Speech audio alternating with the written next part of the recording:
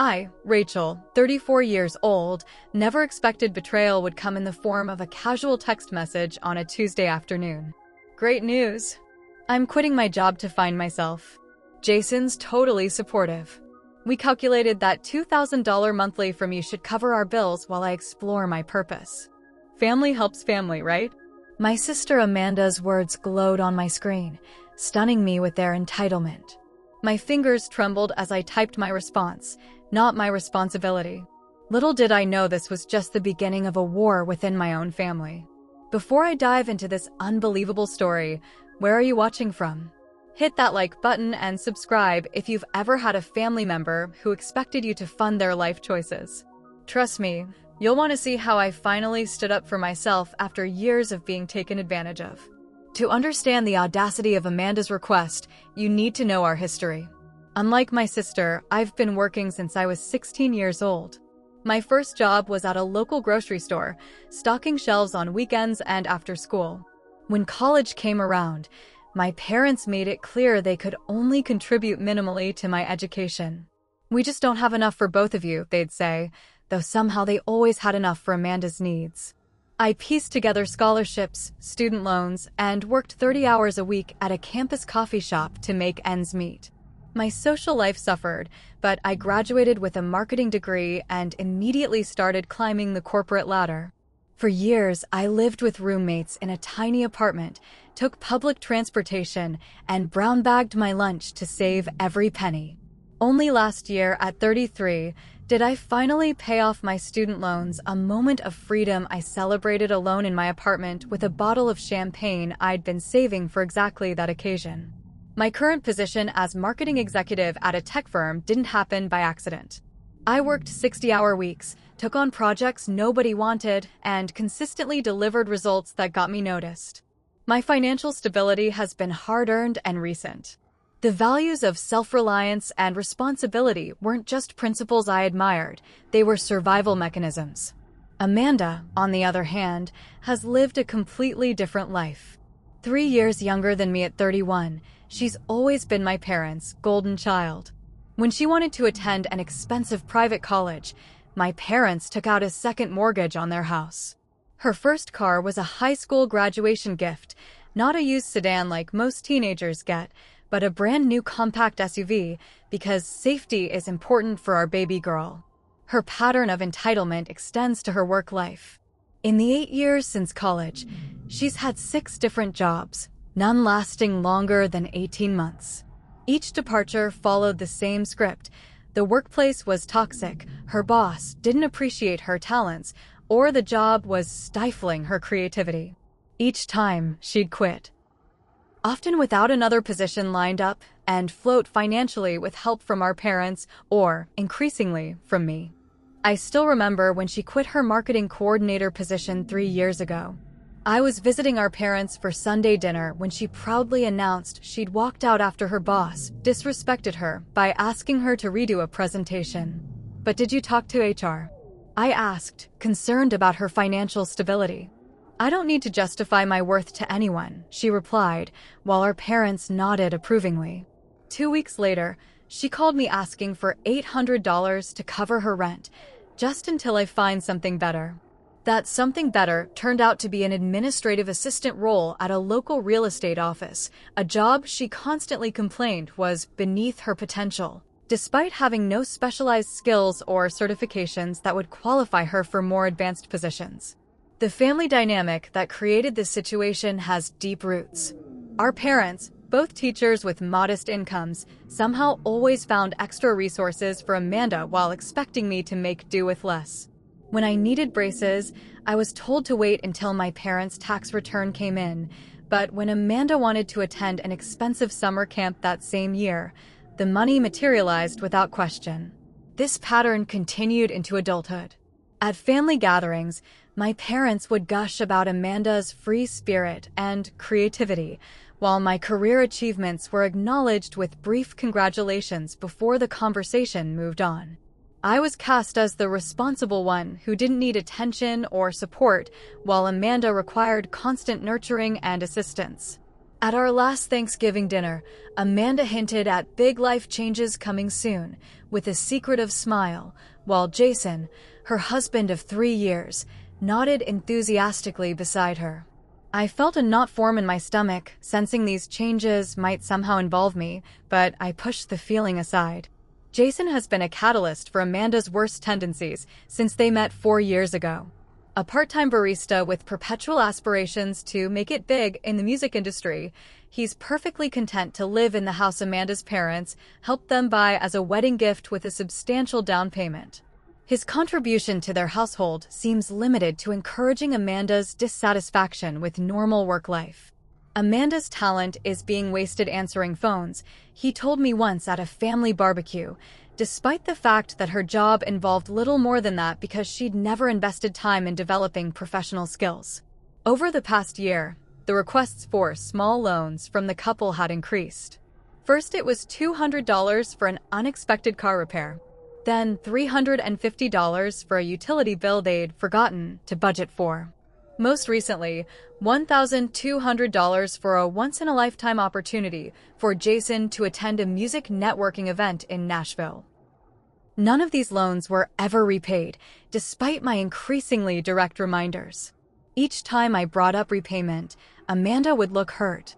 "We're family, I thought you were helping us, not keeping score," she'd say, making me feel petty for even mentioning it. Or she'd promise to pay me back as soon as Jason's music career takes off, as though his success was inevitable rather than a long-shot dream he pursued with more enthusiasm than discipline. I later learned that Jason had been systematically reinforcing Amanda's belief that her job was holding her back.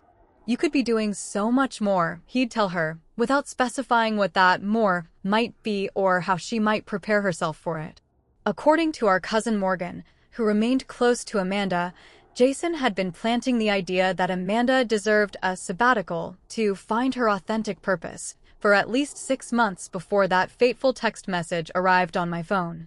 When Amanda's text came through, I was in the middle of preparing for an important client presentation. I almost ignored it until my meeting was over, but something about the notification preview, "Great news. I'm quitting my job," made me pause. I opened the full message and my jaw literally dropped as I read. "Great news. I'm quitting my job to find myself. The corporate grind is killing my spirit, and I need time to explore what really makes me happy." Jason's totally supportive and is cutting back his hours at the coffee shop to join me on this journey of self-discovery. "We calculated that $2,000 monthly from you should cover our bills while I explore my purpose. You make good money and don't have a family to support, so this shouldn't be a burden." Family helps family, right? We're thinking 6 to 12 months should be enough time. So excited for this new chapter. Love you. Before I could even process this, a follow-up text from Jason appeared. "Hey Rachel, just wanted to add that this is what family does for each other. Amanda has supported you emotionally through your career stress, so it's time to return the favor financially. We've already given notice at our jobs. Can't wait to share our journey with you. Peace and gratitude." I stared at my phone in disbelief. The audacity was breathtaking. They had already quit their jobs, assuming I would bankroll their journey of self-discovery without even discussing it with me first.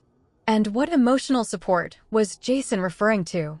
Amanda called maybe once a month, usually to complain about her job or ask for money. My first response was measured. "This isn't something I can agree to. We should talk about this in person."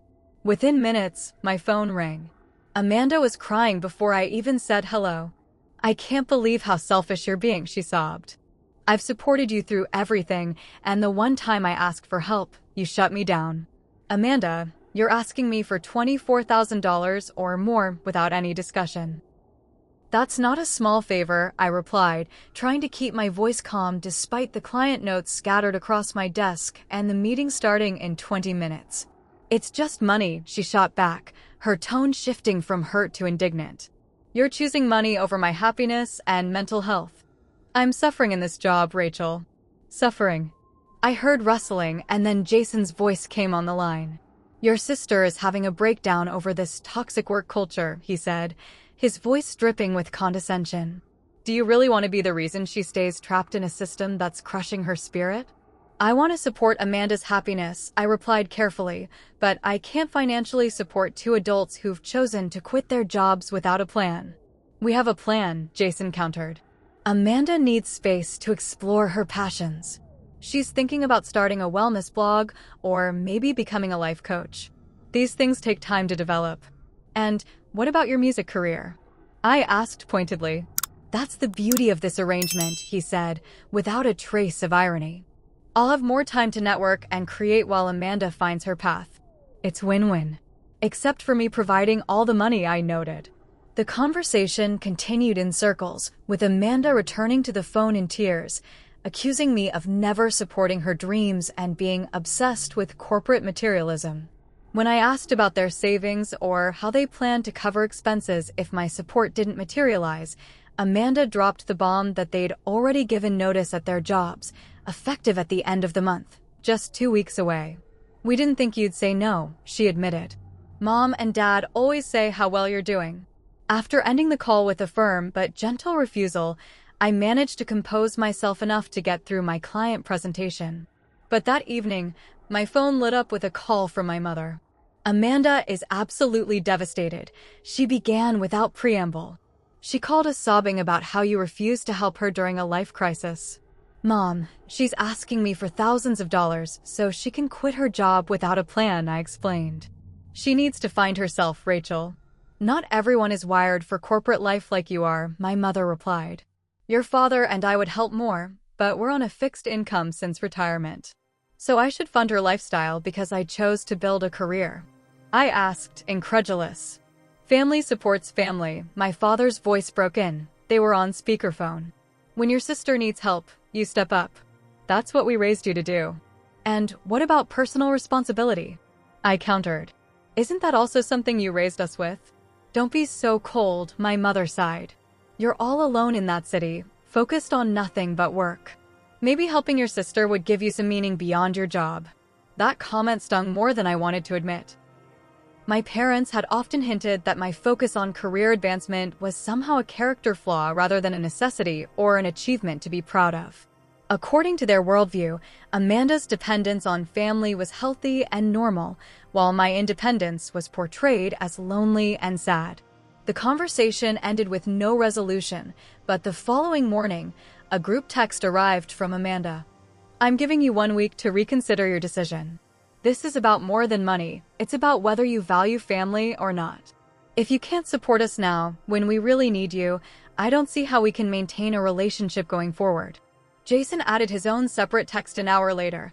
I think you're just jealous that Amanda has the courage to break free while you're stuck in the rat race. Sad that you value money over your sister's happiness. Over the next few days, the pressure intensified. My aunt called to check in after speaking with my mother. My cousin sent a text asking why I was being difficult. Even my grandmother, who rarely used her smartphone, sent a message saying she was praying for family harmony. It was as if Amanda had mobilized our entire family to pressure me into compliance. Each night, I went to bed with a knot in my stomach, questioning whether I was indeed being selfish. Was $2,000 a month worth damaging my relationship with my sister? Was I really just obsessed with money, as Jason had claimed? By the end of the week, I was mentally and emotionally exhausted. I lay awake staring at the ceiling, contemplating all my options and the potential consequences of each. Something didn't feel right about the entire situation, but the weight of family expectation was crushing. I needed more information before Amanda's 1-week deadline expired. The turning point came when I decided to dig deeper into Amanda and Jason's situation. My first call was to my cousin Morgan, who had always been close to Amanda but had recently seemed more distant from her. I'm not surprised they asked you, Morgan sighed when I explained the situation. Amanda's been talking about quitting her job for months. She told me back in January that she was planning to transition to a more authentic lifestyle this year. January. I repeated. That was 4 months ago. Has she been saving money for this transition? Morgan's uncomfortable pause told me everything I needed to know. Actually, she's been spending more, not less. She bought all new luggage last month, the expensive kind. And they've been going out more, not cutting back. This information prompted me to check something I normally wouldn't have considered. Amanda's social media accounts. While her main Instagram showed the usual family photos and inspirational quotes, a friend request to her Facebook account revealed a recently created Amanda's Journey page that she hadn't shared with family. The page was filled with ambitious plans, a 3-month road trip to America's spiritual centers, a yoga retreat in Bali, plans to manifest abundance through authentic living. One post particularly caught my eye, so grateful for the family support that will make this journey possible. When the universe wants you to follow your path, it provides the resources through those who love you most. The post was dated February 15th, almost 3 months before she'd sent me the text asking for support. Further investigation led me to her Pinterest boards, which were filled with pins of luxury Airbnbs across the country and exotic international destinations. One board titled Our Freedom Year included pins of beachfront properties in Costa Rica and mountain retreats in Colorado, all with price tags far exceeding the $2,000 monthly stipend she'd requested from me. Even more disturbing was what I learned from Lisa, a former colleague of mine who worked at the same real estate office as Amanda. When I cautiously brought up that my sister was leaving her job, Lisa seemed confused. "She's been telling everyone here that you're bankrolling her year off," Lisa said. "She's been planning this for ages. She even showed us the itinerary you helped her plan." "I never agreed to any of this," I clarified, feeling my chest tighten. "That's weird, because she told everyone at happy hour last week that it was all arranged. She even said you were jealous that she had the courage to escape the 9-to-5. The financial revelations were equally troubling. I sat down one evening and calculated all the loans I'd given Amanda and Jason over the past 2 years. The total came to $15,750, far more than I'd realized. Not a single dollar had ever been repaid. A quick text to my mother yielded the information that my parents had helped with their mortgage several times in the past year when they were between opportunities. When pressed, my mother admitted they'd given Amanda and Jason over $10,000 in the past year alone. My growing suspicion prompted me to ask Morgan about Amanda and Jason's credit situation. Morgan confirmed what I feared. They've maxed out 3 credit cards. Amanda complained to me last month about the interest rates. They've been making minimum payments for years. Despite this financial reality, I discovered through social media that they had financed a new car just 3 months ago, a mid-range SUV that Amanda claimed they needed for the journey ahead. The pieces were coming together. They had been planning this for months, accumulating debt, making major purchases, and assuming I would bail them out. Perhaps the most hurtful discovery came when Morgan reluctantly shared screenshots of a conversation between her and Amanda from 2 months prior. "Amanda, Rachel won't say no. She's always been an easy mark when I turn on the waterworks. Morgan, but $2,000 a month is a lot to ask. Amanda, she makes 6 figures and lives alone in that fancy apartment. She can afford it. Besides, she's always trying to prove she's the responsible sister. This is her chance to actually be useful for once." The screenshots continued, revealing plans to extend their sabbatical well beyond the initially mentioned 6 to 12 months if they were still finding themselves. Jason had apparently told Amanda they could potentially stretch my support for a few years if they were strategic about it. The final revelation came from Amanda's coworker, Tina, who I met by chance at a coffee shop near Amanda's office. When I mentioned that Amanda was leaving her position, Tina looked surprised. "That's not the story I heard," she said cautiously. "Her boss offered her a promotion last month to office manager, but she turned it down. Said it would interfere with her bigger plans." This contradicted Amanda's narrative that her job was soul-crushing and that she was undervalued. She hadn't been pushed out. She'd actively rejected an opportunity for advancement because it didn't fit with her predetermined plan to have me fund her lifestyle. The breaking point came during a seemingly innocent call with Amanda, where she was once again pressuring me about my decision. In the midst of explaining how they would be fiscally responsible with my money, she accidentally mentioned their plan to rent out their house while traveling. "Wait," I interrupted.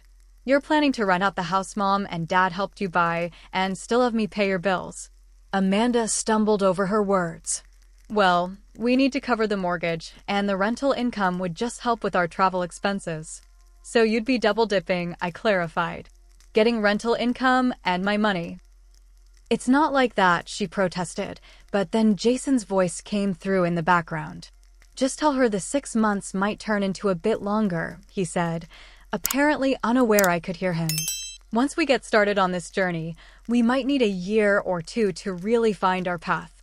A year or two? I repeated. Your text said 6 to 12 months. Amanda sighed dramatically. We can't put a timeline on personal growth, Rachel. This journey might take longer than we initially thought. Then came Jason's comment that pushed me over the edge.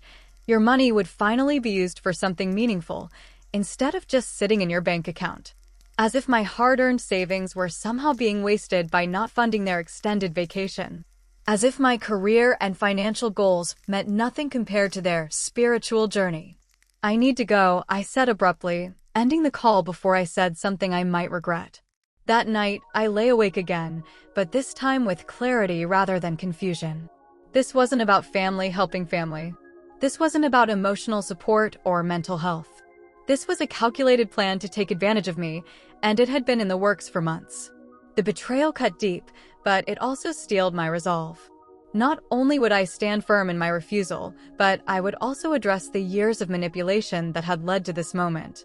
The day after my revelatory phone call with Amanda, I called in sick to work for the first time in 3 years. I needed space to process what I'd discovered and decide how to respond.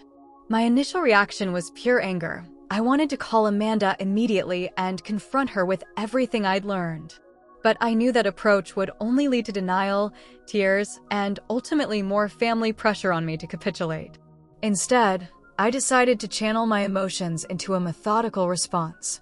My first step was scheduling an emergency session with my therapist, Dr. Marshall, whom I'd been seeing monthly to work through childhood issues. What you're describing is a pattern of emotional and financial manipulation, Dr. Marshall noted after I recounted the recent events. The question now is, what boundaries do you need to set to protect yourself? That question became my North Star over the next few days. This wasn't just about saying no to a single outrageous request. It was about addressing a lifetime of imbalance and exploitation. I spent that evening journaling, a practice Dr. Marshall had recommended years ago. Page after page, I documented instances where I'd been expected to sacrifice while Amanda received support. The school trips I'd missed because there wasn't enough money. The same year Amanda got a new computer. The time I'd worked through Christmas Eve to earn bonus pay while Amanda received an expensive watch from our parents because she'd had such a hard year. The pattern was clear and consistent. I was expected to give, sacrifice, and understand, while Amanda was entitled to receive, take, and be accommodated. By midnight, I had reached a moment of clarity. Simply saying no to Amanda's request wasn't enough. The entire family system needed to be confronted with its dysfunctional patterns. If I didn't address this comprehensively now, Amanda would simply find another way to exploit my resources and guilt me in the future. The next day, I consulted with Bridget, my financial advisor, about protecting my assets. While Amanda couldn't access my accounts directly, Bridget suggested documenting all previous loans and creating clear records in case the situation escalated to legal territory. Family financial entanglement can get messy, she warned. Best to have everything in writing going forward.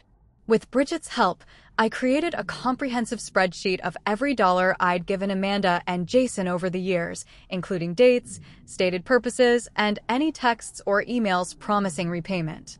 The total was even higher than I'd initially calculated, $17,820 over the past 3 years alone. As I built my documentation, I realized I needed emotional support to withstand the pressure I knew would come. My first call was to my friend Danielle, who had witnessed much of the dynamic with my family over our 15-year friendship. I've been waiting for this day, Danielle said when I explained my decision to confront the situation. They've been taking advantage of you for years. Remember when Amanda called you during your performance review meeting demanding you leave work to pick her up because her car was making a funny noise? I did remember. I'd left an important meeting, rushing across town, only to discover the emergency was a routine maintenance light. Amanda had been annoyed that I seemed stressed about missing my review. My next call was to my Aunt Patricia, my father's sister, who had experienced a similar situation with her own brother years ago. Unlike my parents, Aunt Patricia had always treated me and Amanda equally when we visited, noticing and praising my achievements while holding Amanda accountable for her choices. Your parents have been enabling Amanda's behavior since she was a toddler, Aunt Patricia confirmed. They think they're helping her, but they're crippling her ability to function as an independent adult. And they've placed an unfair burden on you in the process. Aunt Patricia agreed to be present at the upcoming family birthday dinner for my father, an event I'd been dreading, but now saw as the perfect opportunity to address the situation with everyone present. I also reconnected with Morgan, who admitted she'd pulled away from Amanda due to similar patterns of manipulation. She expected me to babysit on a moment's notice, then got angry when I asked for the same favor, Morgan explained. It was always a one-way street.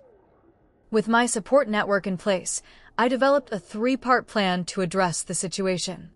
First, I would complete my financial documentation, creating copies for my parents and Amanda.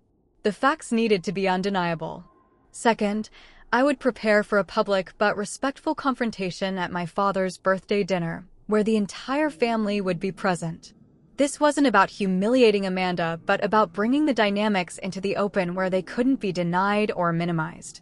Third, I would establish clear boundaries going forward, including a formal letter declining financial support and outlining conditions for any future relationship with my sister and brother-in-law. Anticipating Amanda's emotional manipulation tactics, I prepared responses to likely scenarios. If Amanda cried and accused me of not caring about her, I care about you deeply, which is why I can't continue enabling behaviors that ultimately hurt you. If my parents suggested I was being selfish, I've contributed over $17,000 to Amanda and Jason in the past 3 years. I'm not unwilling to help, I'm unwilling to be taken advantage of.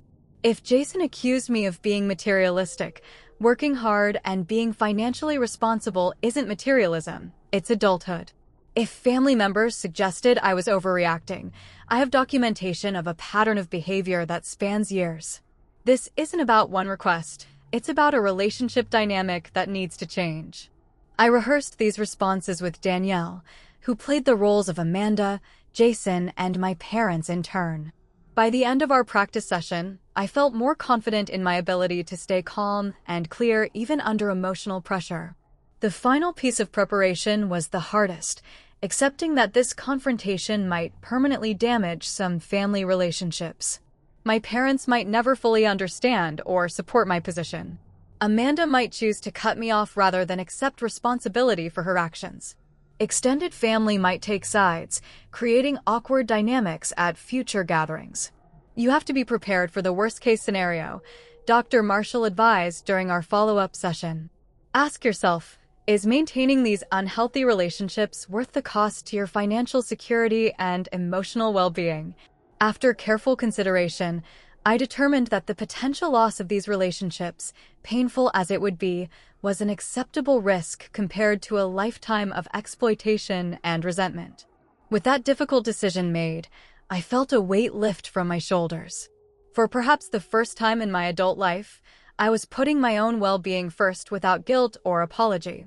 The night before my father's birthday dinner, I finalized my documentation, printed copies for all involved parties, and wrote a brief but firm letter declining Amanda and Jason's request for support. The letter emphasized that my decision was not about lacking love for my sister, but about establishing healthy boundaries after years of one-sided financial assistance. As I sealed the envelopes containing the documentation, I felt a mix of anxiety and resolution. The confrontation would be difficult, but the alternative, continuing the pattern of exploitation, was unacceptable. I was prepared for whatever came next. My father's birthday dinner was scheduled for 7 p.m. at his favorite steakhouse. I arrived 30 minutes early to compose myself and strategically chose a seat that would allow me to address the entire table. I placed the manila envelopes containing my financial documentation under my chair, not wanting to show my hand until the right moment. Family members arrived gradually, first my parents, then my Aunt Patricia, who gave me an encouraging nod, then various cousins and my grandmother. Amanda and Jason were the last to arrive, walking in 15 minutes late with an air of casual entitlement that I now recognized all too clearly. Amanda avoided making eye contact with me, while Jason offered a smug smile that suggested he thought my week of reflection had brought me around to their position. The first hour of dinner proceeded with the usual family small talk, though I noticed Amanda whispering to my mother several times, with both of them glancing in my direction. As dessert was being served, Amanda clinked her glass to get everyone's attention. My heart rate accelerated. This was happening exactly as I'd anticipated. Since we're all together, Amanda began with a practiced smile. Jason and I wanted to share some exciting news. After much soul-searching, we've decided to leave our jobs to embark on a journey of self-discovery and purpose.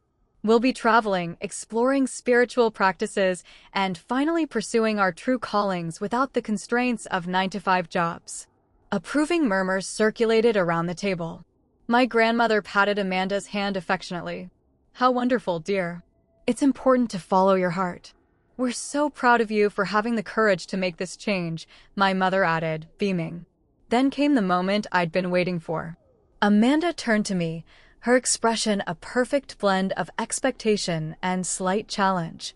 "And we're so grateful to Rachel for agreeing to support us during this transition period. Her generosity is making this journey possible." All eyes turned to me. This was the pivot point, exactly as I'd prepared for. I took a deep breath and kept my voice calm and measured. "I'm afraid there's been a misunderstanding," I said clearly. I never agreed to financially support Amanda and Jason's decision to quit their jobs. In fact, I explicitly declined when they asked me for $2,000 monthly with no end date in sight. The table fell silent. Amanda's face flushed red. We discussed this," she stammered. "No, Amanda. You informed me of your expectation via text message." I declined. "You pressured me." I declined again. I reached under my chair and retrieved the envelopes. "I've prepared some information that I think will help clarify the situation for everyone." I distributed the envelopes to my parents, Amanda and Jason, and kept one for reference. These documents show every loan I've provided to Amanda and Jason over the past 3 years, totaling nearly $18,000. None of these loans have been repaid despite multiple promises to do so. My mother looked alarmed. "Rachel, this is hardly the time or place." "I disagree," I interrupted gently but firmly. "This is exactly the right time and place, since Amanda chose to make a public announcement based on a false premise." I continued as family members began examining the documents. The second section shows evidence that Amanda and Jason have been planning this for at least 4 months, including purchasing new luggage, creating social media accounts for their journey, and telling friends that I had already agreed to fund their travels, all before ever approaching me with their request. Amanda's face had gone from red to white. "You've been spying on me?" she hissed. "No, I've been investigating claims that directly impact my financial well-being," I corrected. The third section shows that you rejected a promotion at work, contradicting your claim that you were in a toxic environment. And finally, you'll find documentation of your plan to rent out your house while traveling, generating income while still expecting me to pay your bills. Jason stood up abruptly. "This is ridiculous. You're just jealous that we're brave enough to live authentically while you're stuck in corporate prison." I remained seated and calm. "This isn't about lifestyle choices, Jason. It's about honesty, responsibility, and mutual respect, all of which have been missing from my relationship with you and Amanda." Amanda began crying right on cue. "I can't believe you're attacking me at Dad's birthday dinner. This is so humiliating." "I'm not attacking you," I replied evenly. "I'm responding to the public announcement you just made claiming I had agreed to fund your lifestyle change, something you knew was untrue." My father looked genuinely confused as he reviewed the documents. "Amanda, is this true? Did you tell people Rachel had agreed to this before you even asked her?" Before Amanda could respond, my mother jumped in. "This is all just a misunderstanding. Let's not ruin your father's birthday with this. Accounting." "It's not accounting, Mom. It's a pattern of exploitation," I said, my voice finally betraying some emotion. "I've been expected to sacrifice and give while Amanda takes and demands more. I'm not willing to participate in that dynamic anymore. Amanda stood up, tears streaming dramatically down her face. I can't believe my own sister would do this to me. You've always been selfish, Rachel, but this is a new low. Let's go, Jason said, putting his arm around Amanda. We don't have to sit here and be attacked. As they stormed out of the restaurant, an uncomfortable silence fell over the table. My Aunt Patricia squeezed my hand under the table in silent support. My father was the first to speak. I had no idea it was this much money, he said quietly, still looking at the spreadsheet. That's just what I've given them, I replied. It doesn't include what you and Mom have contributed. My mother looked torn between following Amanda and staying to manage the situation. You could have handled this privately, she said, but her usual conviction was missing. Like Amanda handled it privately by announcing to the entire family that I had agreed to fund her travels. I asked pointedly. The dinner ended awkwardly, with family members making excuses to leave early.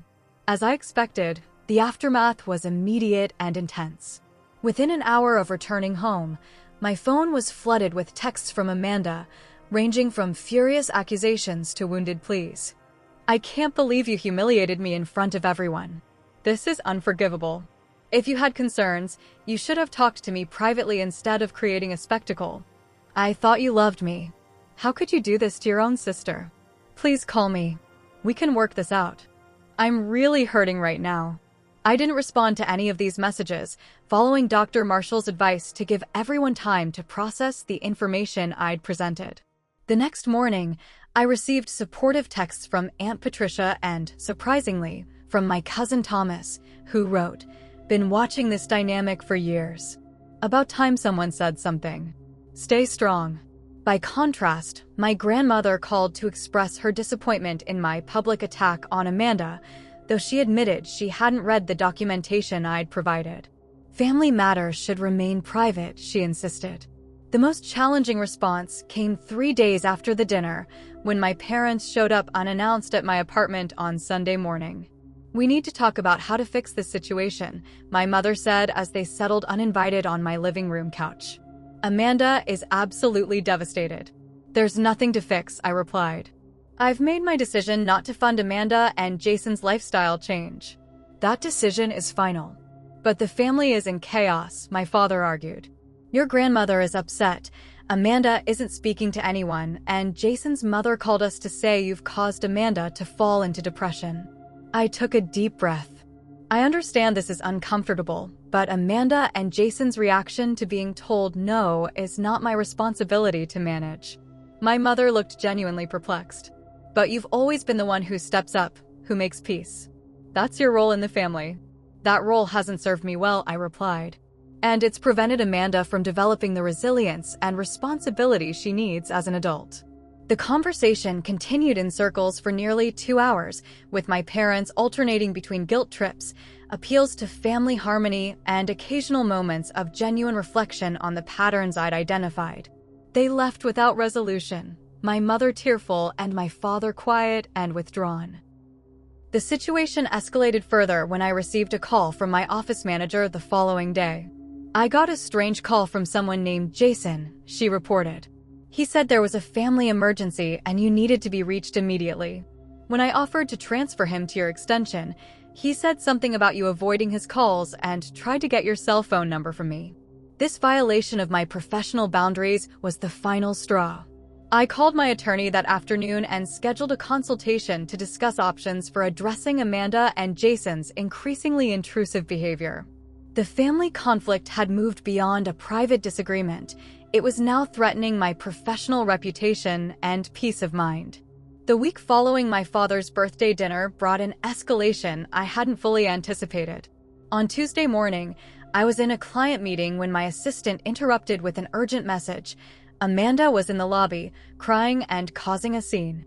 I excused myself from the meeting and found Amanda sitting dramatically on a lobby sofa, mascara streaking down her face. Nearby employees were casting uncomfortable glances in her direction. "Amanda, what are you doing here?" I asked quietly, aware of the spectacle she was creating. "You won't answer my calls," she sobbed loudly. "You promised to help us, Rachel. You promised, and now we're going to lose everything." I guided her firmly toward the exit. I never promised anything, and this is completely inappropriate. We can talk about this outside. Once outside the building, Amanda's demeanor changed instantly. The tears stopped, and her voice hardened. You're going to regret humiliating me. Everyone thinks you're the perfect daughter, but I'm going to make sure the family knows who you really are. This isn't about the family, I replied, maintaining my composure. This is about you and Jason expecting me to fund your lifestyle while you contribute nothing in return. We're already telling everyone how you abandoned us when we needed mental health support, she shot back. Jason started a fundraiser for our journey to wellness after family betrayal. We've already raised $3,000. Sure enough, when I checked social media that evening, I found a GoFundMe page Jason had created, featuring family photos of Amanda and Mia's children. The description painted a heartbreaking story of Amanda's struggle with workplace anxiety and how her financially successful but emotionally distant sister had promised support before cruelly withdrawing it, leaving them in crisis. The fundraiser requested $25,000 to help Amanda heal from workplace trauma and family abandonment. Several family members had already contributed and shared the page, including my cousin's wife and, most painfully, my mother. The following day brought another boundary violation when Jason called my division director claiming there was a life-threatening emergency involving my sister. My director, concerned, gave me the afternoon off, time I spent documenting these escalating incidents on my attorney's advice. The most distressing development came from my Aunt Patricia, who called to warn me that Amanda had been telling extended family members that I was mentally unstable and having a breakdown due to work stress. According to Amanda, my paranoid behavior at our father's birthday dinner was evidence of my deteriorating mental health. She's trying to discredit you, Aunt Patricia warned. If everyone believes you're unstable, they won't take your evidence seriously. I felt a cold anger I'd never experienced before. This wasn't just about money anymore. Amanda was actively trying to damage my reputation and career. The sister I'd grown up with, despite our differences, was systematically attempting to destroy aspects of my life I'd worked hard to build. Just when the situation seemed at its darkest, an unexpected ally emerged. My father called one evening, asking if we could meet privately for coffee the following morning. Wary but curious, I agreed. When we met at a quiet cafe near my apartment, my father looked older and more tired than I'd ever seen him. I've been doing a lot of thinking, he began hesitantly, and reviewing those documents you provided. I owe you an apology, Rachel. Surprised, I waited for him to continue. Your mother and I, we've enabled Amanda her entire life. We thought we were helping her, supporting her creative spirit. But looking at the pattern you've documented, he shook his head. We've done her a disservice. And we've been unfair to you in the process.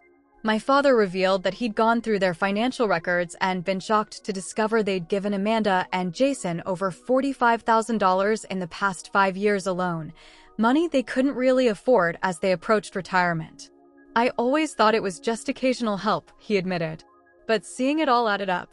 He pushed a sheet of paper across the table, his own spreadsheet of financial support to Amanda and Jason. We can't keep doing this. For our sake, but also for Amanda's. She needs to stand on her own feet. For the first time in my adult life, I felt truly seen by my father. It won't be easy to change these patterns, I warned him. Amanda won't accept this shift without a fight. I know, he nodded grimly. But I'm prepared to help establish boundaries. I've already talked to a financial advisor about protecting our retirement funds. And I'm going to talk to your mother about our approach going forward. My father's support was transformative. Having him as an ally not only validated my position, but gave me strength to face what came next, which arrived sooner than expected. 2 days later, I was hosting an important client reception at a local gallery when Amanda appeared at the entrance.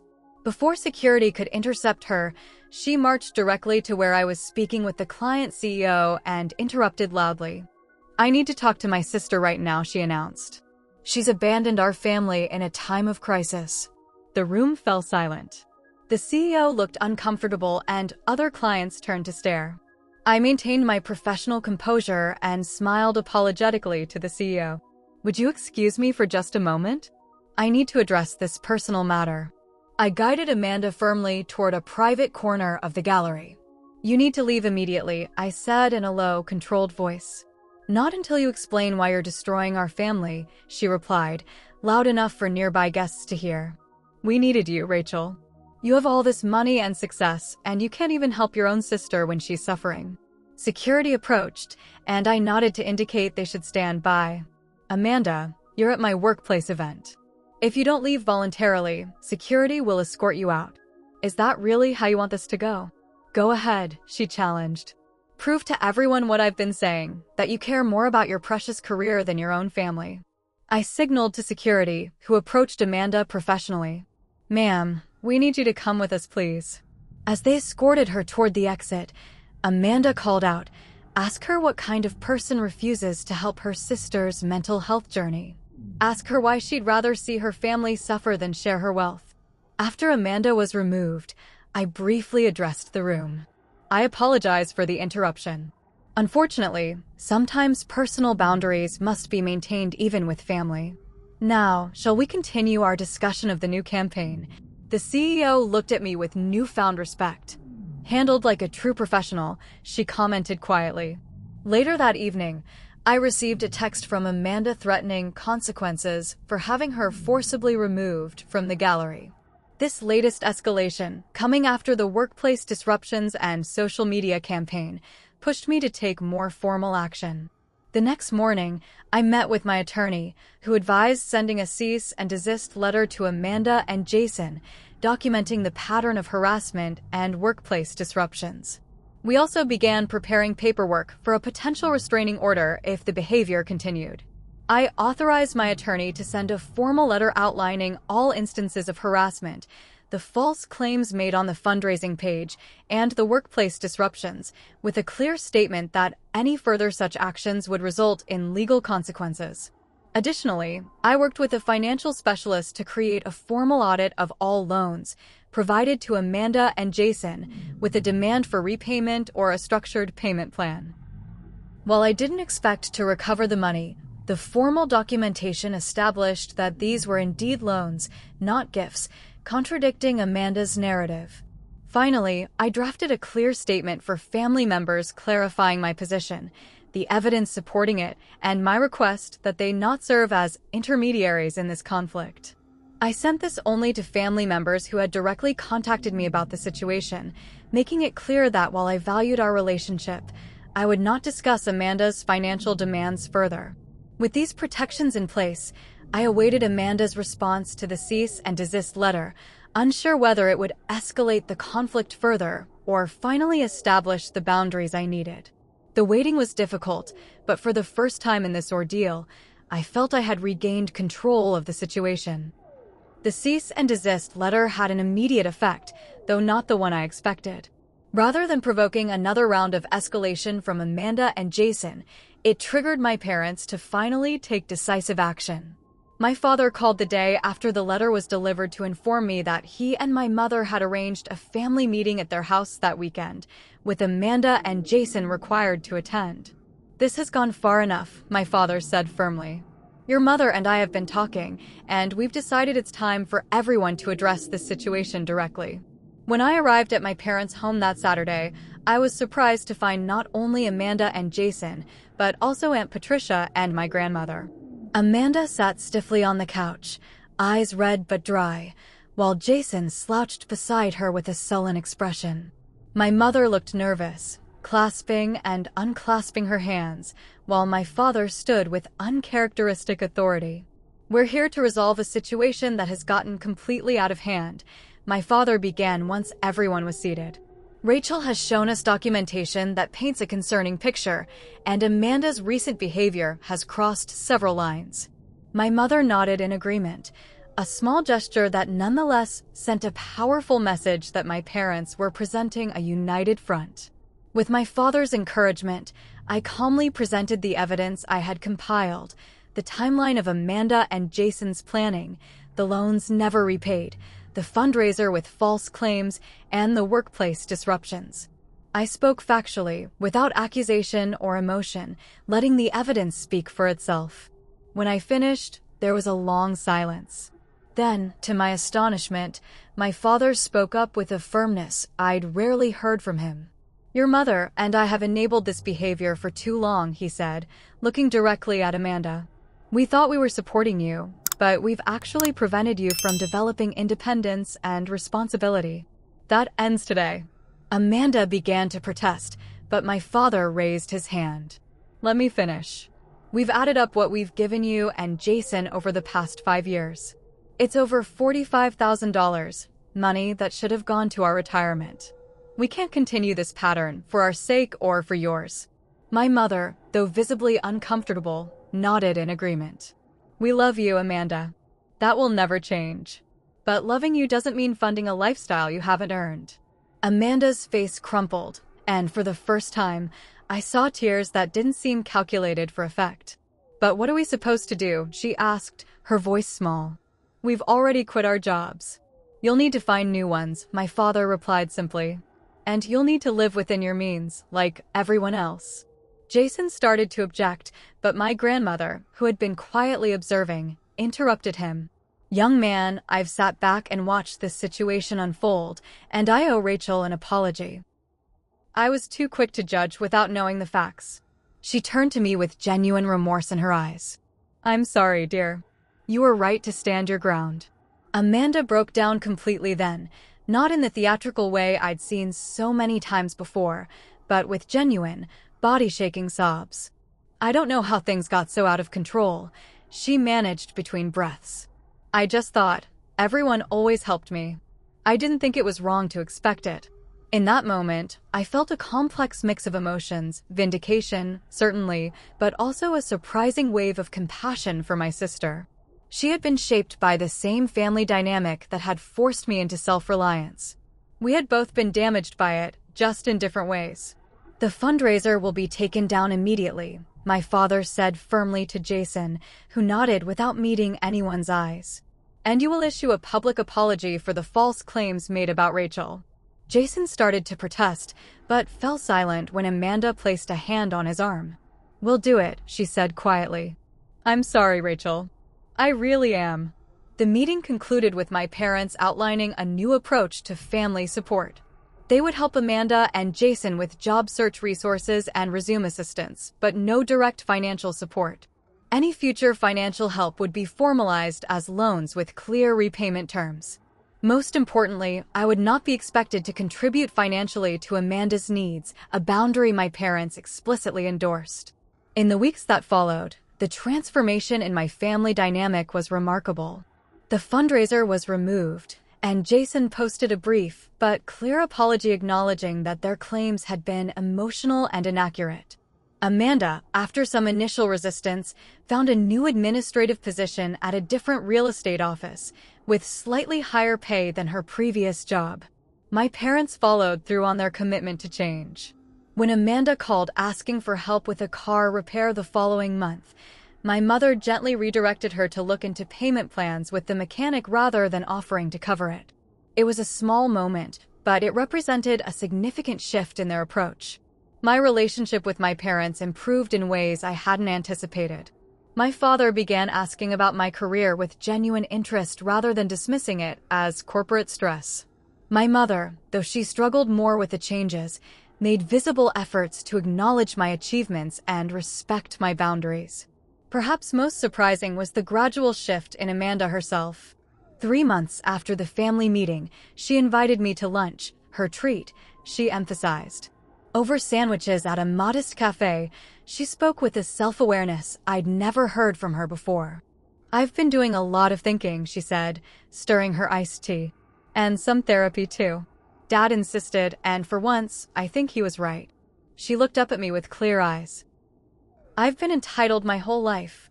I never saw it before because everyone always gave me what I wanted. But that's not how the real world works, is it?" "No," I agreed gently. "It's not. I'm never going to be like you, Rachel," she continued. "The corporate climb, the ambition, that's not me. But I do need to stand on my own feet. I'm learning that now." 1 year after the text message that had started it all, the transformation in my family was remarkable. Amanda was still working at the real estate office and had recently been promoted to transaction coordinator, a position she took pride in rather than dismissing as beneath her potential. Jason, after several false starts, had secured a full-time position as an audio technician at a local studio, not his rock star dreams, but a legitimate career in music that paid the bills. My parents had begun working with a financial advisor to rebuild their retirement savings, and my father had developed a new hobby of woodworking that gave him purpose beyond enabling Amanda's latest crisis. My mother still occasionally slipped into old patterns of making excuses for Amanda, but caught herself more often than not. As for my relationship with Amanda, we were taking small, careful steps toward rebuilding trust. The emotional intimacy we'd shared as children was gone, perhaps permanently, but in its place was growing a more mature relationship based on mutual respect rather than exploitation. The most profound change, however, was within myself. I no longer felt guilty for my success or responsible for solving everyone else's problems. I had learned to set boundaries without apology and to recognize manipulation for what it was. The hard-won lessons of this experience had transformed me from the designated family fixer into someone who valued her own well-being alongside others. During our most recent family dinner, as I watched Amanda helping to clear the table without being asked, a small but significant sign of her growing maturity, I reflected on the painful journey that had brought us here. The entitled text message that had started it all had ultimately led to healing and growth none of us could have anticipated. Sometimes true love for family means having the courage to say, "Not my responsibility," when enabling would only cause harm. Sometimes the hardest boundaries to set are the ones most necessary for everyone's well-being. And sometimes, the family dynamics we accept as normal are the very patterns that need to be broken for authentic relationships to flourish. Have you ever had to set difficult boundaries with family members who felt entitled to your resources? How did you handle the situation, and what was the outcome? I'd love to hear your experiences in the comments below. If this story resonated with you, please like, subscribe, and share it with someone who might be struggling with similar family dynamics. Sometimes knowing you're not alone in these challenges makes all the difference. Thank you for listening to my journey, and remember, loving someone doesn't mean sacrificing your own well-being.